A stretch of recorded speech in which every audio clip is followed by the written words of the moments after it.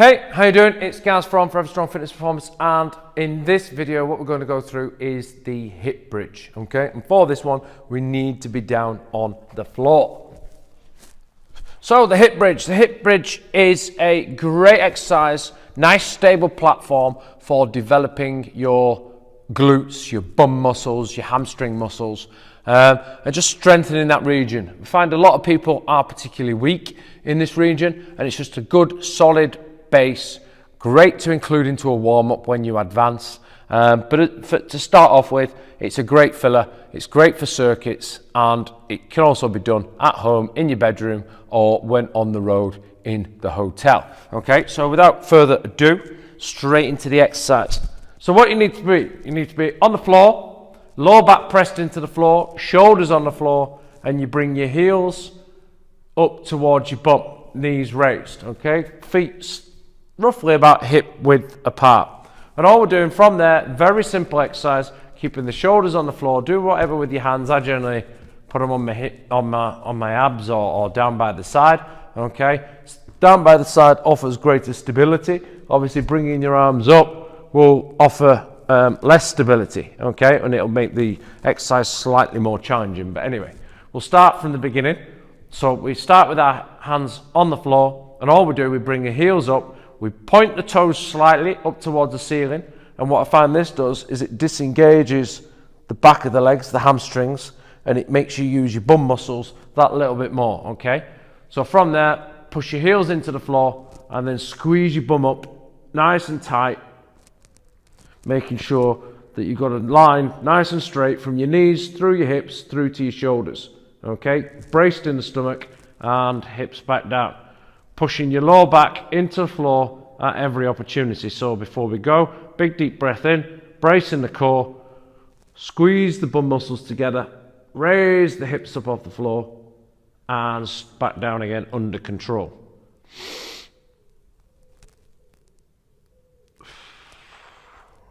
So big deep breath in before we go, and then we release the breath as we come back down.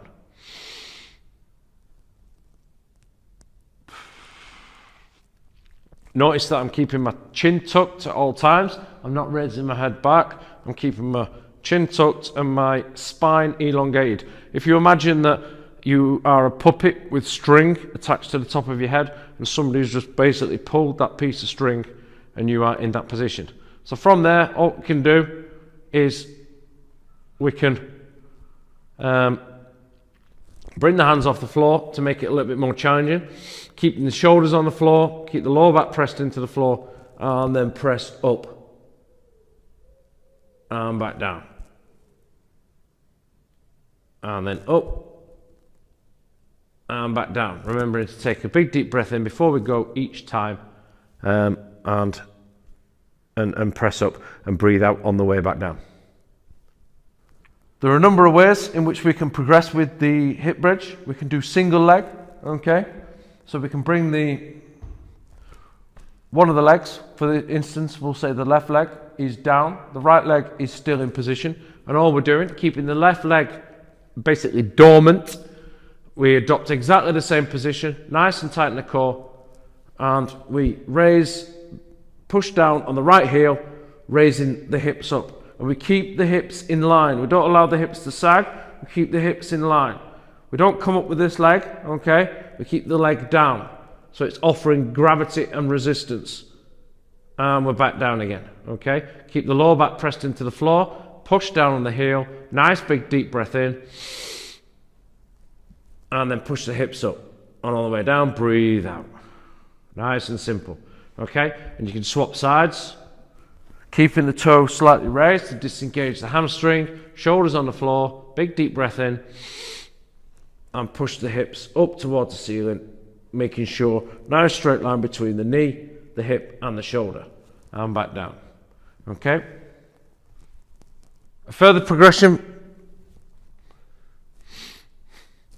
As you can see, I've now got a weight on my hips at the bottom of my abdominal region. And this is a further progression for the hip bridge. And all we're doing is we're adding resistance to the exercise now. Exactly the same routine, exactly the same build-up, and we conduct the exercise in exactly the same way. No change. The only difference is we've now got an added resistance.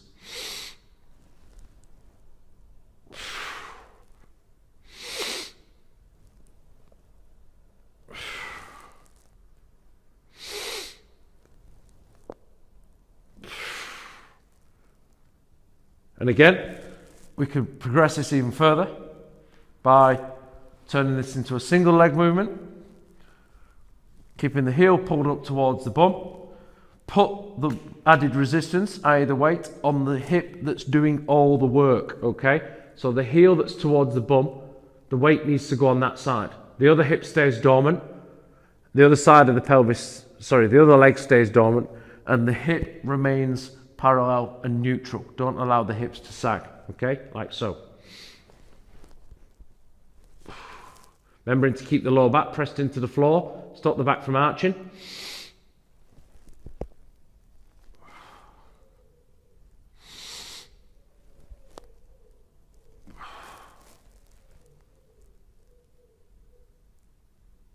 And there we have, making sure we put the weight back down nice and safe. And there we have the hip bridge, glute bridge, it's also known as, which is a great exercise under control for developing hip strength and glute strength. And from there, that can be progressed onto other exercises.